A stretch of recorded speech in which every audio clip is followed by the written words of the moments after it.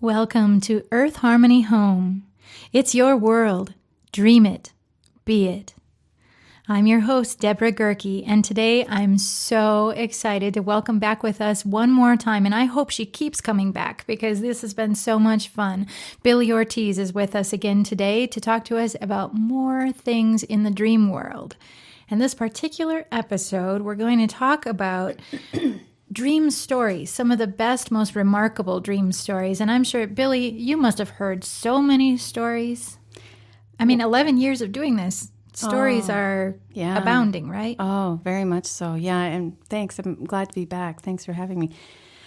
But there's a couple stories that really stand out. These stories actually happened to me and in a couple of the groups I was involved with. Yes, dreams, it never stops to be fascinating to me. And I always say it's endlessly fascinating and infinitely rewarding. You know, that's what happens with the dream world. And I think once again, as we were talking about in one of the prior episodes about how it invites synchronicity and how it invites us to how we are all connected on a whole nother level, which is unseen in waking life. There's a couple stories that I like to tell about that that really illustrate that and bring that point home. Okay, so one story in particular goes all the way back to those beginning days when you were going to the Tuesday night dream group, right? That's right. Before you became a certified dream worker, before you had any idea where this path was necessarily headed. That's it. I had no idea it was going to end up being my whole life. I thought it was just something fun to do on Tuesday nights, and thought, this is fascinating. I'll just keep going. Okay, so all the way back on this Tuesday night, probably 10 years ago, maybe a little more than that, there was another man in your dream group on Tuesday night, right? You didn't know at the time that he was actually a published author. That's right. I knew just a little bit about him, that he had worked for New Age Journal and things like that, but I didn't realize at the time that he was writing the book. And it's actually a wonderful book, and if people want to pick it up, it has a lot to do with what information can come through in the dreams about health warnings. He realized that the dreams were trying to tell him that he had thyroid cancer. And these were actual dreams that he continued to ignore. And as he continued to ignore them, the dreams got more and more insistent. And finally, he took action on it. And so the book is all about how his path, the path that he took in order to come to this understanding and this realization. So how did that happen? Well, you have to read the book to really get the whole thing, but the story I like to tell just happened to be that it was connected to Mark. Okay. So tell us the story. All of us are on the edge of our seats, wondering. Well, we were all in this group, and as it usually happens, is there's a kind of a core group that ends up developing. This was a drop-in group; anybody could come. But there tends to be a core group that sort of forms, and so the 4 or 5 core group really get to know each other over months. And we worked one particular dream for Mark that went on the whole summer. It was a very long dream. And then during this whole time, I actually was having a lot of lucid dreams, a lot of very profound dreaming experiences during this first year when I joined the group, because it was almost like something inside of me woke up and said, this is really what you've been wanting to do all your life, and here it is, and we're going to bring you into it. So it was something, just a door opened in my psyche that was so incredible. So one particular dream that I had, I titled it Abortion Clinic. And in the dream, I become lucid in the dream. So I go, wow, now that I know I'm dreaming, maybe I can ask some questions and check some stuff out here. This is kind of cool, So I walk into this clinic, and I talk to these women behind the counter, and I say, if this is a dream, can I touch you? And I reach out, and I touch the woman's hand behind the counter, and I make a comment in the narrative that it's amazing to me how her hand feels very warm and solid, like it would feel shaking someone's hand in waking life. And this fascinates me in the dream. And then another woman shows up, and she kind of gives a sideways look to this first woman, and she says, kind of like, oh, she figured it out, This was a live one, So anyway, the dream continues, and I'm at this point, I'm really just completely excited that I'm lucid in the dream. What else can I figure out? And actually, Mark included that bit in his book, in the dream part called the virtual community or something. Because I say something in the dream, like I say, well, it occurs to me that these people in the dream are working in the dream. Like, we have jobs out here. This is their job, to walk around in people's dreams. Wow. So I got really excited about this. Occupation, dreamwalker. Yeah, exactly. Like dream character. This is what they were playing. They were playing their role in my dream. And I come to this understanding, and it seems very profoundly mind-blowing in the dream. It just, wow. And then I walk a little further into the clinic, and I meet this woman, and all of a sudden I have this tremendous compassion for this woman. She looks very concerned and sad and torn apart. And then I realize, oh, she's here to have an abortion. This is an abortion clinic. And I feel very sad and concerned and compassionate for her all at the same time. I empathically feel this woman's feelings completely. And I shake her hand too. So anyway, I record this dream and I bring it to the group, share it with everyone. And Mark happened to be in the group that night. And he says, Billie, I know where your office is located, where you work during the day. That used to be the Boulder Women's Clinic. And I actually sat in the parking lot and talked my wife out of an abortion in that parking lot 27 years ago. And now our daughter's here. And Oh my gosh. So I said, nah. I mean, there was a big part of me that said, no, that can't be possible. No way. He says, no, I'm pretty sure. He says, that is the building. It was several, 20-something years ago, but I clearly remember this experience. Very, important life experience. So the doubter in me said, I'm going to have to prove this.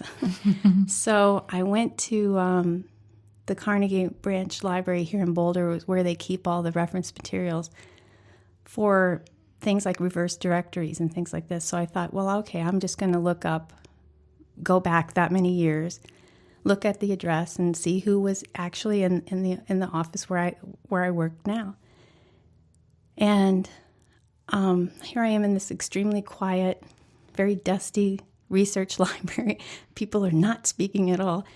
And I open the reverse directory and I look at the line for the address of my office and go across, and I let out this sound, because the name I see on the line is the name of the OBGYN who delivered my daughter, Dr. Robert McSalka. This amazing thing happened. Oh my gosh. Where all of this stuff comes together 20-something years apart. And I think at that moment, the dream stopped being something just intriguing and interesting to do.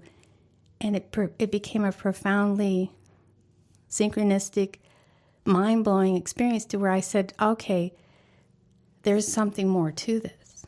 There's really something more to this, because how is it possible that it all lined up to where Mark happened to be in the group when I was in the group, and that he happened to know where my office was located, and where it happened to be that I would have this dream called abortion clinic, and he would be there the night to hear me share the dream, and for me to also realize, that this is not only that all this happened, but it happened to be because it was my obstetrician too. And so I'm like, wow. So that's the story of the abortion clinic. I'm just sitting here shaking my head, not out of I can't believe this, because I can. I mean, I love stories like this. And the thing that I think is so brilliant and so fascinating about it is that what you just described really happened. This is 3D, everyday, real life. This isn't, a television show. Like the television show Lost is so popular right now. And part of the reason it's so popular is because it trips people's minds and it makes people really think, what is this reality we're living in? Is it a reality or not? Exactly. Is this our, what is this world? Are there multiple worlds occurring at the same time? It makes all of these sorts of thoughts and questions bubble to the surface. So what you just described to me is better than any television show or any movie that could be. And guess what? Why do people come up with the ideas to create these shows and movies? It's because there's something in them, whether they realize it consciously or not, that tells them that this is actually real. This isn't pretend. This isn't a pretend show coming out of someone's imagination. This is real life. Right. That's it. I mean, there's no way that I could have scripted that. There's no way that I could have imagined it. The way it played out, I think when I look back on that, I would imagine why does that experience have to happen to me? And I think really the universe wanted to get my attention. It was like, this is so important. We're going to show you how it's so connected. Right. So much more beyond what you think and what your waking life can imagine. This goes far beyond that. And everything's connected. Just pay attention. That's it. Just pay attention. That's it. Right. If we can open our eyes on more than one level, of just like in our last episode, Billie shared the story of standing in a 360-degree movie theater. And if we can open our eyes to really the whole periphery, not just what's right in front of us, but to see what's beside us and behind us and take it all in and on multiple layers and levels, oh man, that's an incredible trip we're all on. It can be very, very fascinating. Wow. Yeah. That's so cool. And how cool. I guess I recognize synchronicities like that in my daily life all the time, and they tickle me. I always say the universe is tickling me again because I love recognizing those things. But I do have to say that I haven't necessarily utilized the dream piece as much as I possibly could be. Not even close. I haven't scratched the surface. So that's really sort of tantalizing, for me to think, wow, there could be another piece, another tool to my already really fun stuff, Exactly. Wow, cool. Exactly. There's this whole other piece that's available. And it's just, as you mentioned, just finding the right community, finding the right people that I can share with and that we can all connect with and that will listen and really take that information and not say, oh, it's just a dream, which is usually what we all say. Right. And to understand that there is a point to it all. Mm-hmm. Well, that was an incredible story. I can't imagine how you're going to top this one. I don't know if the next story tops it, but I do understand that it's a pretty powerful and moving story. And this has something to do with another friend of yours that was a participant in a teleclass at some point. Right. Well, as I mentioned, I think in one of the prior interview episodes, is that my former business partner and I, we built all of these teleclasses. And it was actually, again, based on a dream that I had. I had a dream called Telephone Dream Service.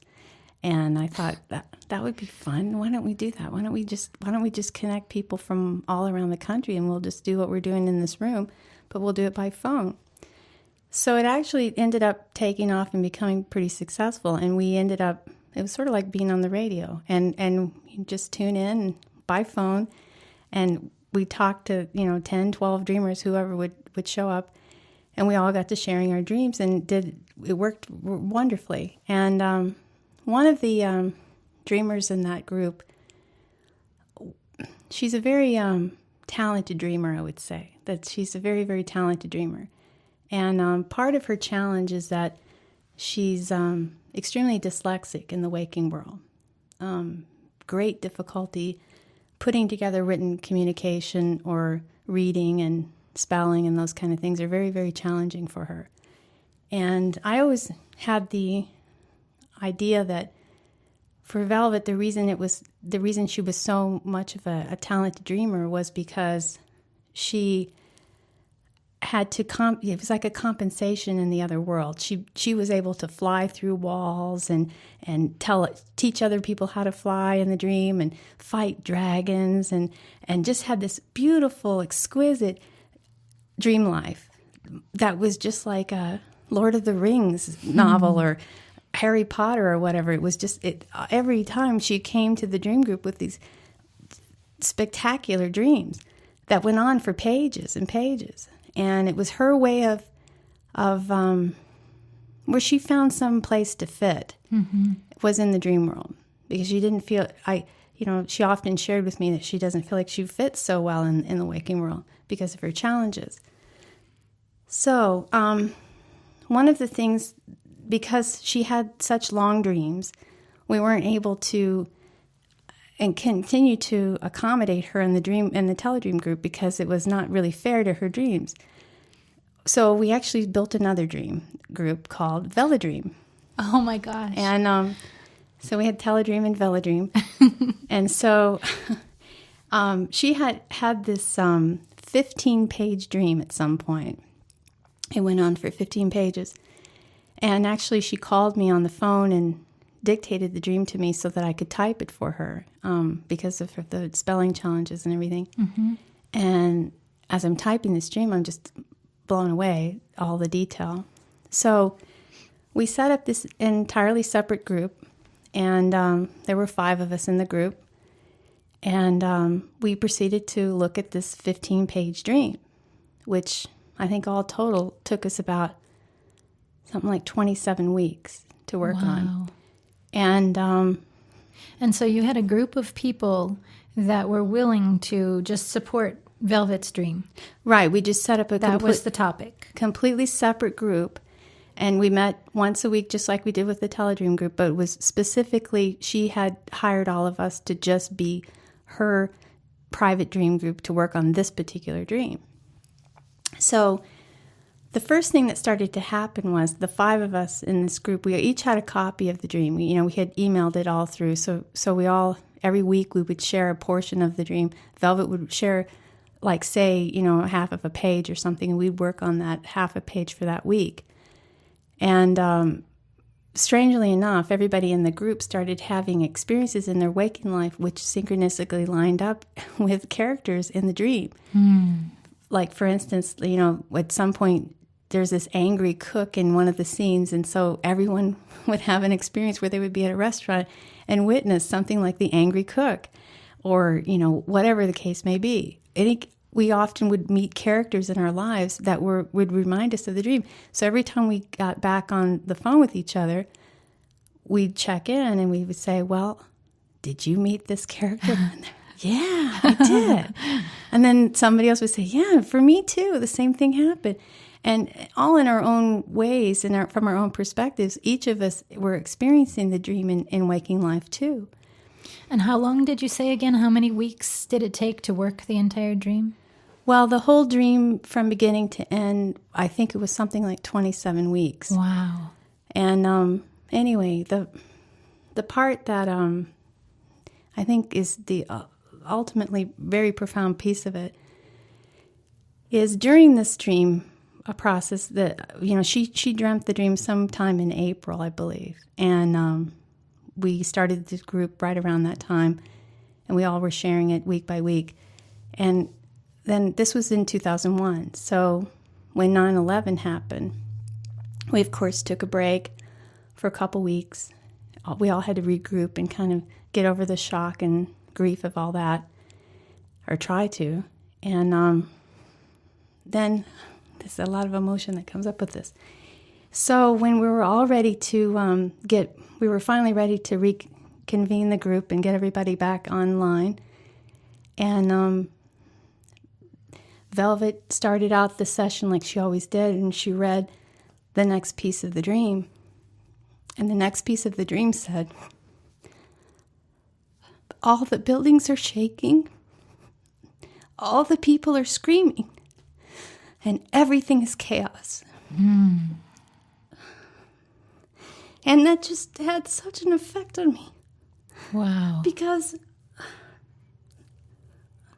I realized at that moment that, we all were connected in such a way that I didn't even understand. Because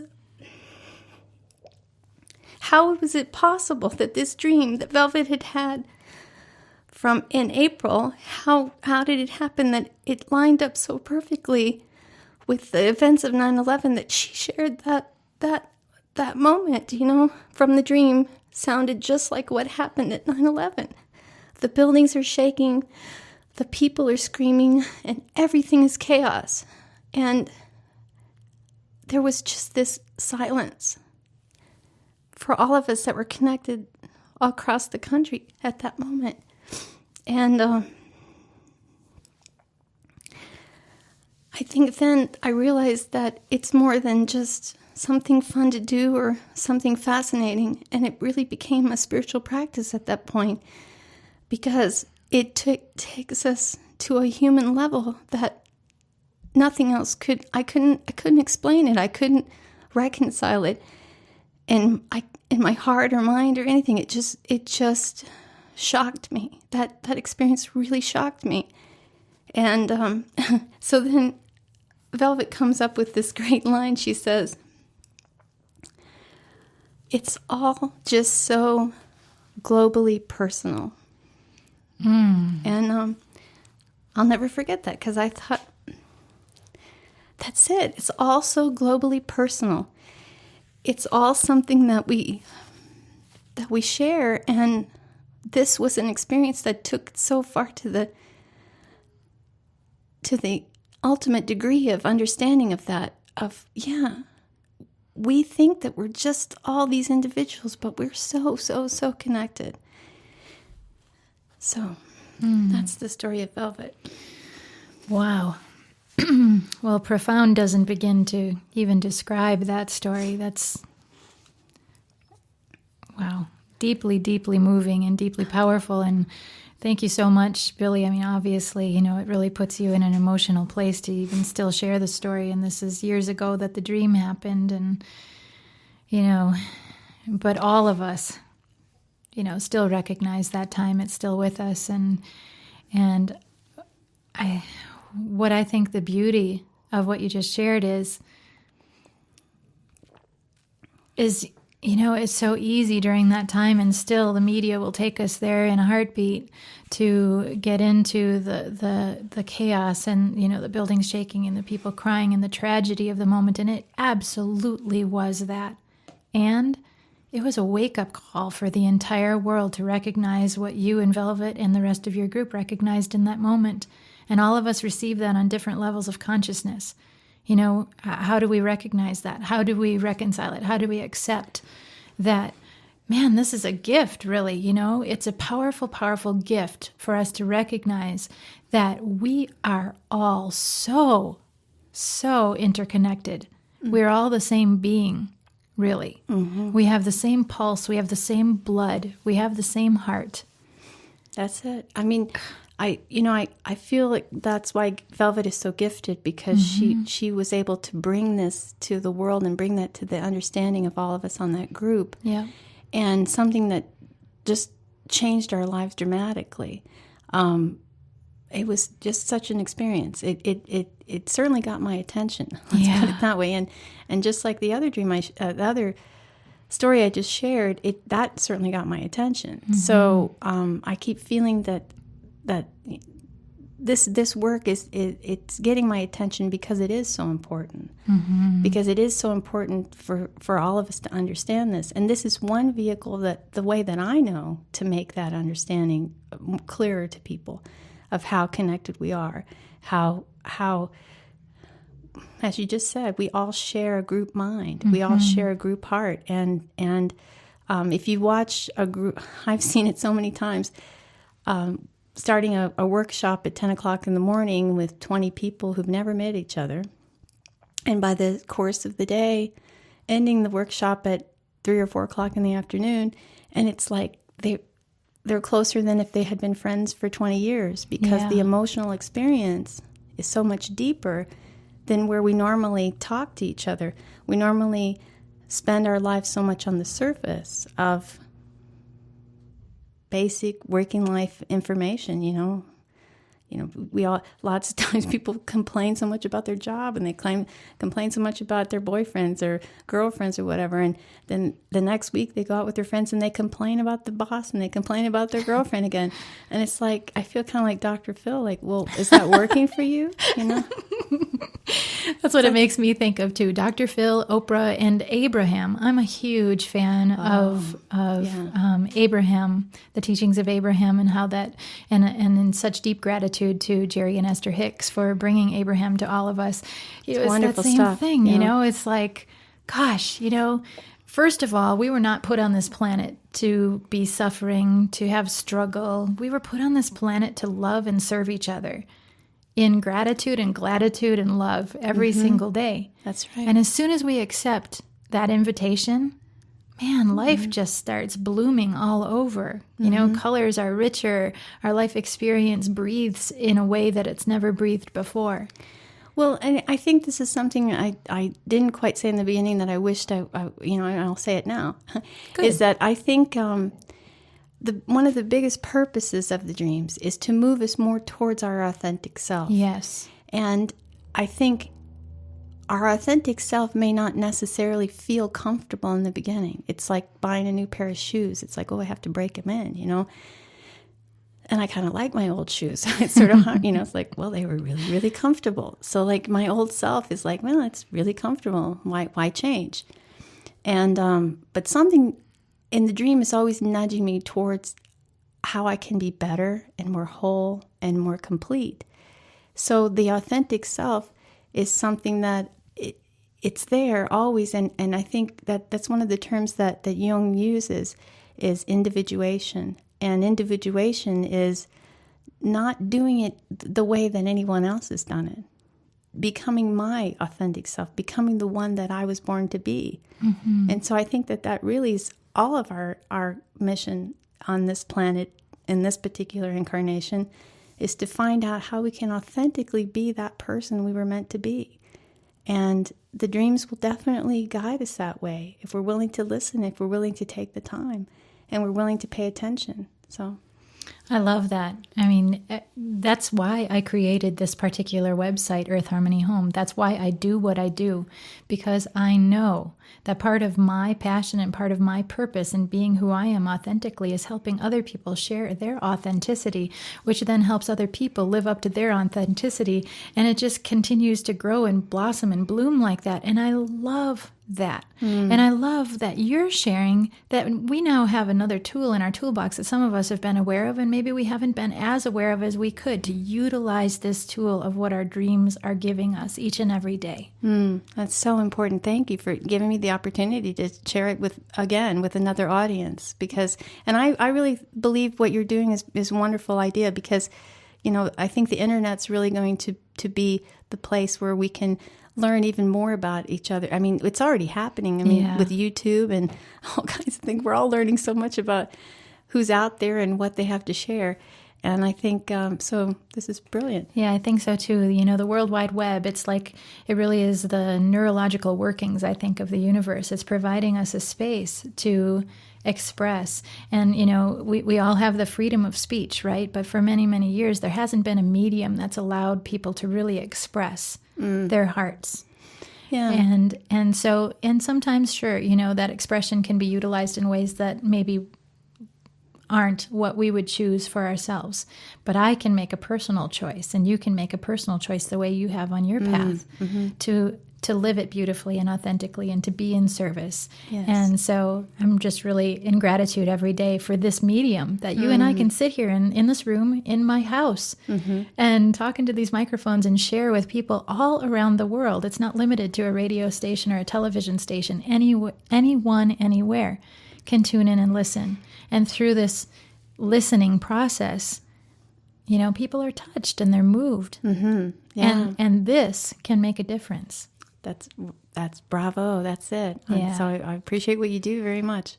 Thanks. And I really thank you too, Billie, for being here to share everything that you've shared. Once again, please share your website. Okay, it's wakeuptoyourdreams.com, and anyone can write to me anytime they want at Billie with an IE at wakeuptoyourdreams.com. And please join me for my teleclass second Wednesday of the month. That's right. You know, I said this the very first episode we did with Billie, and it still rings true after I don't even know how many episodes we've done now, that I introduced Billie as Billie Ortiz, certified dream worker extraordinaire. And I'm sure that as you've all listened now, she's lived up to that in every square inch of everything that we've talked about and beyond. Well, thank you very much. You're very, very welcome. So, sweet dreams, everyone listening. And remember, Billie, give that line again, our dreams Our dreams come every night. Get that one. Our dreams come every night in the service of health and wholeness and help us to move more closer to our authentic self. Amen and aho. Blessings, everyone listening. That's it. I'm Deborah Gerke with Earth Harmony Home. It's your world. Dream it. Be it.